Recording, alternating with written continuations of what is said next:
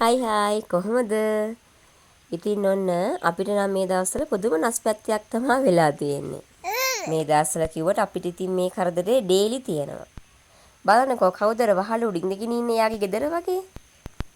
කරදරකාර රිලව්. ඉතින් මෙයාලා රංචු පෙටින් තමයි ගම් වදින්නේ. ඇවිල්ලා වටපිටාවේ තියෙන දෙයක් කාලා බීලා පාඩුවේ යනවා නම් ප්‍රශ්නයක් නෑ ඉතින්. ඒ වුණාට මෙයාලා කරන්නේ ඇවිල්ලා ගෙවල් සම්පූර්ණයෙන්ම විනාශ කරන එක.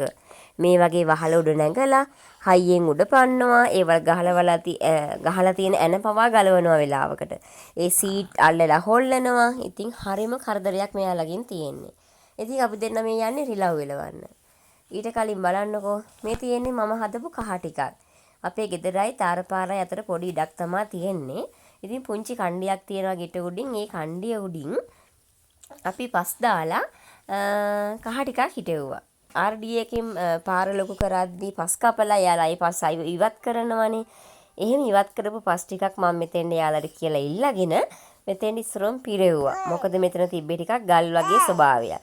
ඒ නිසා අලුතෙන් පස් පුරවලා තමයි මේ කහ ටික හැදුවේ. ඉතින් ඔන්න ඒකේ ගොඩාක් වල් වැවිලා තිබ්බා. අපි නැන්දම් මේ වල් ටික ගලවලා ඉතින් දැන් නම් ඒ ටික ලස්සනට තියෙනවා.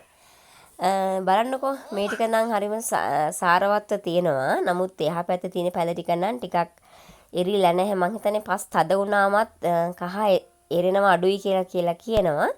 ඒ වගේ වෙන්නේ නැති. ඒ ඇස්සේ බලන්නකෝ ලස්සන රෝස මලකුත් පිපිලා තිබ්බා. මේව නම් ඉතින් නැන්දම්මගේ මල්. බලන්නකෝ මේ මල හරිම ලස්සනයි. ඒ වගේම ලස්සන රෝස පාටක් තියෙනවා ඒකේ. ඉතින් මට මේ කහ ටික දාන්න මේ භූමිය හදලා දුන්නේ අපේ හස්බන්ඩ්.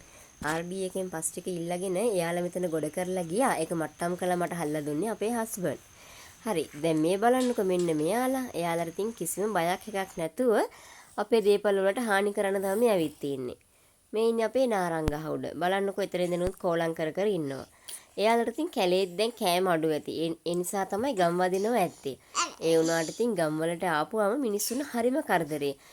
වගාවක් කරගන්න විදිහක් නැහැ. වෙනත් බඩුවක් මුට්ටුවක් තියාගන්න විදිහක් නැහැ. හතරම හරිම කරදරේ. බලන්නකෝ. ඉතින් මෙතනම තමයි අපේ වතුර ටැංකියක් තියෙන්නේ. ඉතින් මෙයාලා ඒකට ඇවිල්ලා වෙලාවකට අපි කොච්චර තද කරලා වහලා තිබ්බත් ඒකේ මූඩි අරිනවා. මූඩි ඇරලා ඒක අස්සර බැහැලා ඒක පාවිච්චි කරන්න බැරි තරමටම ජරා කරලා තමයි විනාශ කරලා තමයි යන්නේ. ඉතින් ඒ වගේ මෙයාලගෙන් තියෙන කරදරේ නම් එකක් දෙකක් නෙවෙයි. ඉතින් අද ගෙදර කවුරුත් නැති නිසා තමයි මම මේ රිලව් විලවන්න යන්නේ. මොකද මගේ කටහඬට මෙයාලා බය ඇත්තෙම නැහැ. නැන්දම් හරි හස්බන්ඩ් හරි එළුවොත් විතරයි මෙයාලා ටිකක් හරි බය වෙන්නේ. ඇයි කියලා මම දන්නේ. මම බලින්න විදිහේ දෝෂයක්ද දන්නෙත් නෑ. මෙයාලා බය නැහැ මේ කටහඬට. ටිකක් අර යටි ගිරියෙන් කෑ ගහලා එළුවොත් තමයි ඉතින් එයාලා යන්නේ. ඉතින් මම පෞද්ගලිකව හරිම ආසයි වගා කරන්න. ඒ වුණාට මේ රිලව් එක්ක වගා කටයුතු කරන්න බෑ. ඒ කියන්නේ අපිට ගෙදරකට කන්න මිරිස් බලයක්වත් වෙලාවකට හදාගන්න බෑ. ඒවා හැම දෙයක්ම මෙයාලා කඩලා විනාශ කරනවා. මිරිස් වගේ ඒවා කෑවේ නැති වුණාට ඒ මිරිස් ගහ හැදීගෙන ඉඳි දැල්ල කඩලා දානවා. ඒ වගේ හරිම විනාශකාරී දේවල් තමයි මේ රිලව් වගා වලට කරන්නේ. ඉතින් ඇත්තට වල වගේ දේවල් හදාගන්න බෑ. ඒකත් හරනවා. බුංචි වෙලක් හදාගන්න බෑ. ඒ වගේ කිසිම දෙයක් කන බොන දෙයක් ගෙදර හදාගන්න බෑ. මේ අපේ හස්බන්ඩ්ලාගේ ගෙවල් ඉතින් එයාලා ගෙදර ලොකු ඊට ප්‍රමාණයක් තියෙනවා. නමුත් ඕනි තරම් දෙයක් වගා කරන්නත් පුළුවන්. ඒ වුණාට මේ රිලා ප්‍රශ්න නිසා අපිට කිසිම දෙයක් වගා කරගන්න බෑ. ඉතින් කහ වගේ දෙයක් ඕනි නම් වගා කරගන්න පුළුවන්. ඒ නිසා තමයි මම අර කහ ටිකත් වගා කරේ. එහෙම නැතුව වෙන දේවල් වගා කරන්න බෑ. මේ රිලා වෙවිලා හරියටම ඒවා විනාශ කරලා දානවා. ඉතින් සෝලා වගේ දේකුත් අපි පාවිච්චි කරා. නමුත් ඒවත් සාර්ථක නැහැ මෙයාලගේ කරදරවල් වලට.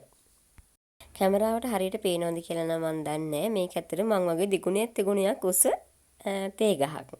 ඒකත් ඉතින් මට වීඩියෝ එකට චුට්ටක් පෙන්නන්න හිතුණා ඔයාලට. මේ බලන්නකෝ ඉතින් මේ තියෙන්නේ කොස් ගහක්. මේ කොස් ගහේත් ගෙඩි කවදාවත් ඉතින් අපිට කන්න නැහැ. රිලව් තමයි කඩලා මේවා විනාශ කරලා යන්නේ. එයාලා කනව නම් කමන්නෙත් නෑ. එයාලා වැඩි හරියක් කරන්නේ කඩලා ඒව නිකන් බිමට දාන එක අපත යවන එක. අනේ මන් දැත්තරම මේ රිලව්ගෙන් තියෙන ප්‍රශ්නේ කාට කියන්නද කියලා. එයාලා පව් තමයි මේ ස්වභාව ධර්මයේ සත්තුනේ. එයාලා ස්වභාව ධර්මයේ කොටසක්. ඒ වුණාට ඉතින් මිනිස්සුන් හරිම කරදරයි මෙයාලගේ. මොකද කරන්නේ කියලා අපිටත් හිතා ගන්න බෑ.